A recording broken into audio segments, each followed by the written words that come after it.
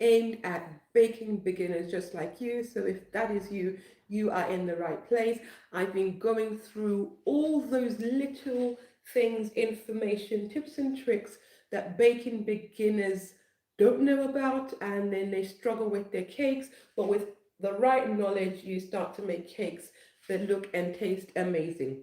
So let's just make sure that we are fully live and log in on here. So if you are watching this live and you have any questions, drop it in the comment section. If you join later on, drop it in the comment section. So last week or a while back, I did a live going through the essential tools that every baking beginner needs. So the tools that I would buy if I was starting again, all over new to baking, and you can get away with using those essential tools. However, if you can then start to get other tools, those will make your life easier. So today I am unboxing two tools that every baking beginner should consider because it will make a life easy. Now the first one, one of them is this, so you can see what it is, but that's not what we are unboxing first. We are going to unbox this tool. Now, there are some tools that you don't even know that you need. This tool, it's a small box. I'm sure you're wondering what it is. This tool, it took me a very long time to figure out how important it is. And it doesn't even cost that much. And honestly, it's one of the things that changed my baking game. I went from lots of guessworks, cakes just coming out burnt, either the outside is burnt and hard, and or it's just ready and the inside is soft. It was just a mess until I discovered this tool, and I was like, oh my god, this is a game changer. It's the tool that you probably need and that you don't know that you need. So let's have a look what's in this small tiny box. So if you guessed that it's an oven thermometer, ding, ding, ding, ding, ding, you are right. Now this baby here, honestly, get it. If you have been struggling with your cakes, so this is, picture this right, your recipe says bake your cake to 180 degrees for 30 to 20 seconds. So that's what you do. You turn on your oven 180 degrees. You leave it good and you preheat your oven because you watch DrMummyCakes channel or other baking channels, so you know the importance of preheating your oven. So you preheated your oven, you put your cake in, and then the 20-25 minutes that your recipe says your cake should be baked, you bring it out and ooh, disaster. It's either your cake is not fully ready, or it's burnt, or one side is burnt, or it's just kind of not right, and you're just kind of like struggling. It's not you, it's your oven. Yes, it's your oven. Like, ovens are such divas. Like, I honestly cannot believe it. And nobody tells you these things. So your oven is probably lying to you. The temperature that you set it at is often not the actual temperature that is inside the oven. A lot of times, most ovens, they run hotter than they ought to. So you are putting your oven temperature to 180 degrees, but your oven's like, nah, that's you. I'm going to run at 200. And so your cake is actually baking at the wrong temperature. And this is quite common. The older your oven gets, the more inaccurate the thermostat is. Well, not all ovens. I mean, if you have a super duper, super expensive oven, then it might be more accurate. But in general, your oven is lying to you. And she is the one sabotaging all your cake baking efforts because she's just doing her own thing. So, if that is you and you're struggling, get one of these. They're super cheap. You can get them off all these Temu or Amazon and all that. They don't cost a lot and they're a game changer. You just pop it in your oven and then you can actually see the temperature that your oven is running at. In my old kitchen, I had one until somebody said, oh, I need one, so I gave it to her. But by then, I realized that actually my oven generally ran 10 to 15 degrees higher than the thermostat. So I was able to adjust the temperature so that actually it's in the right. So rather than setting it, if I wanted to say bake at 170 degrees, I would set my oven thermostat to about 160, 155 to compensate for that. So once you know your oven temperature and how it works, you can adjust it, because temperature is so important for your oven. It's literally where the magic happens. Listen, you can do everything right. If you get the temperature of your oven wrong, your cakes are just not going to bake right. So temperature is one important thing. And oftentimes when people say, why is my cake burnt? It's the oven. Why is my cake raw in the middle? It's the oven. Why is one side more cooked than the other? It's the oven. I've got a full tutorial. I'll put the link later on in the description section, talking about the importance of oven temperature, or I might do a live on it. But okay, actually, let's just do it. So your temperature, it needs to be consistent to bake your cake evenly. If you, one, don't preheat your oven. So if you finish cooking your cake batter and then you've not heated your oven and you put it in, it takes a while for your oven temperature to get to where you set it at. So preheat your oven. Don't keep opening the doors constantly, because that introduces cold air into the oven and disrupts it. You want a nice even temperature. So we're going to test it out. I'm going to turn on the oven. Right, bear with me. This is a new oven, so I'm not actually sure how to turn it on. There we go.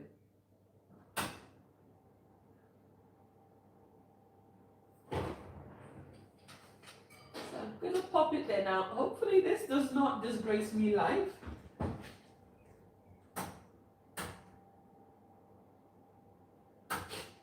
I'll set it to 150. Let's see later on how accurate it is. So the second thing we're unboxing is a hand mixer.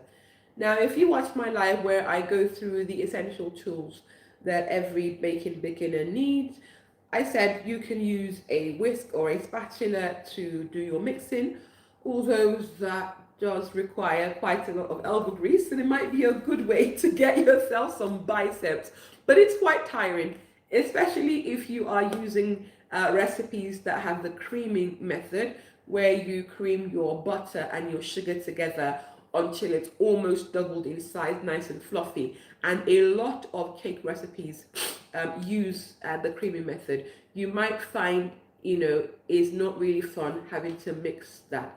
And certainly when you're coming to things like buttercream, where actually, whipping your butter until it's nice and fluffy takes a long time, you will struggle if you're using a hand whisk. So if you can get a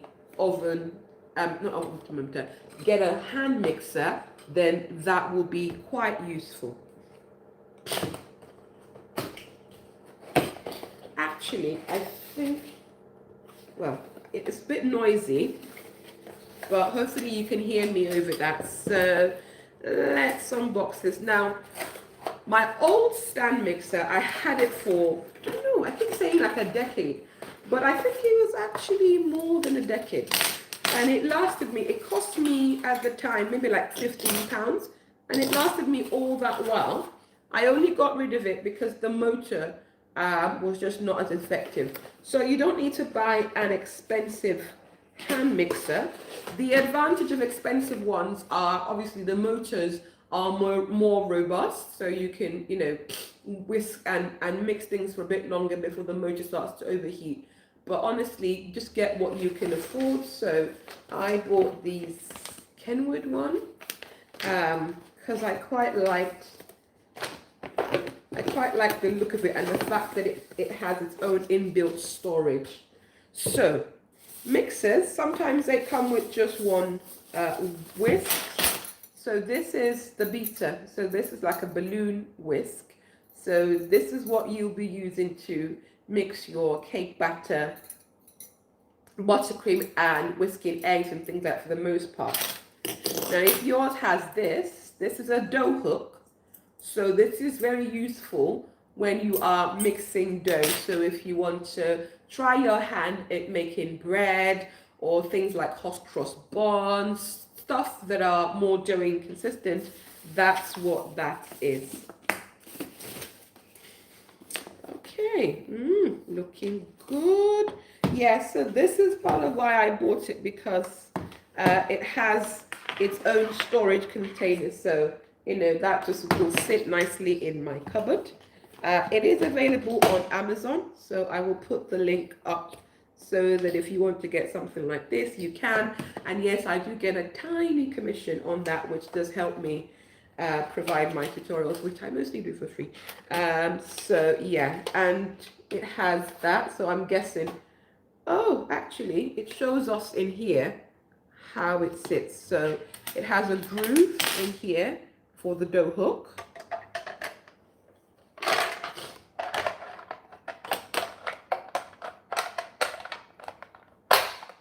So that just snaps in there.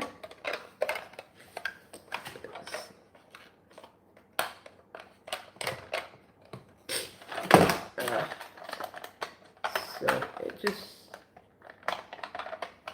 try not to break. Try not to break this, brand new.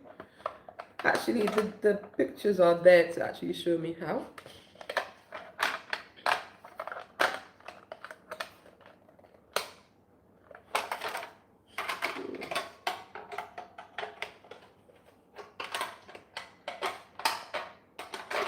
You've got to put it just right. Let me focus on that so that I don't break.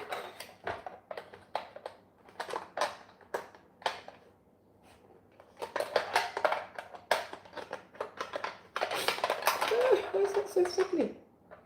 So we've got to. The first one went in so.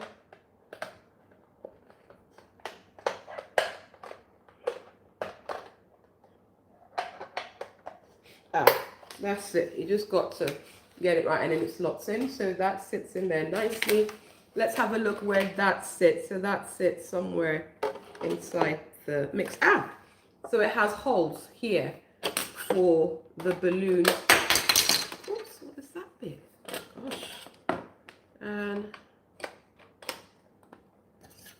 oh, so that's just the cover for there.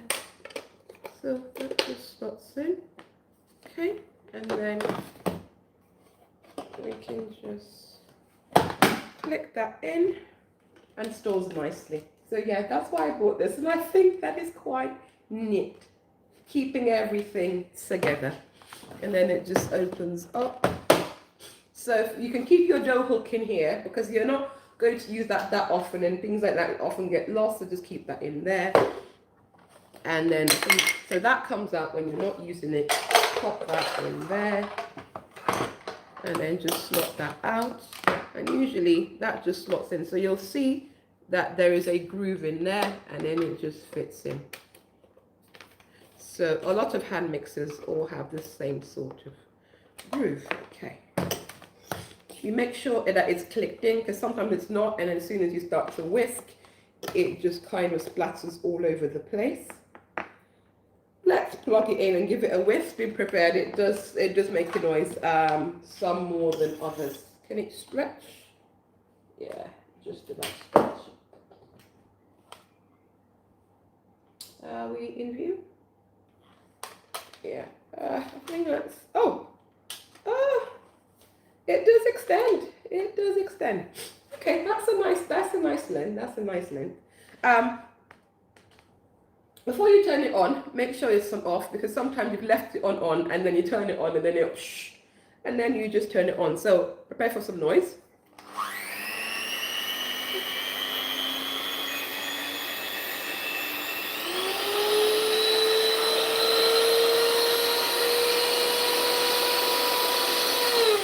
Nice, not too noisy, nice and neat. So you just, you know, mix up what you want, and then they often will have an ejector button. So you just do that, it pushes it out, ejects it, and that's it. So I would say that I'm very happy with this. It's so handy. I mean, it even has like a cold storage so that it's not all sticking out. Oh, I guess so that everything fits nicely inside of the box. Okay, so put it back together one more time.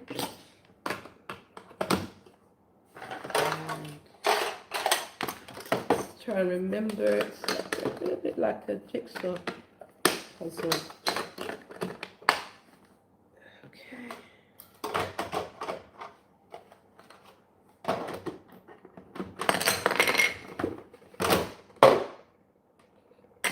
Oh, that was out. That was not in.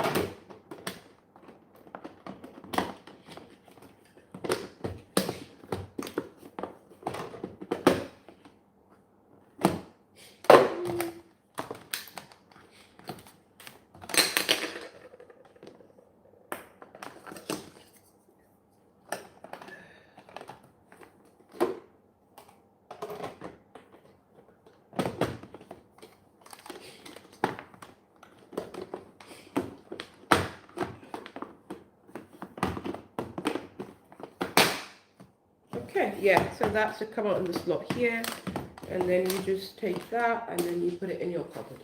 Okay, let's see what the oven's been doing. So it was set at 150 degrees.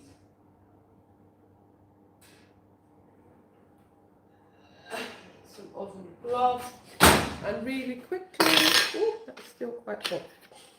And you see that? So actually, it was at 140 degrees. So this oven runs colder. So now I know that I need to adjust the temperature and make sure, you know, that the temperature that I want is what the oven is saying.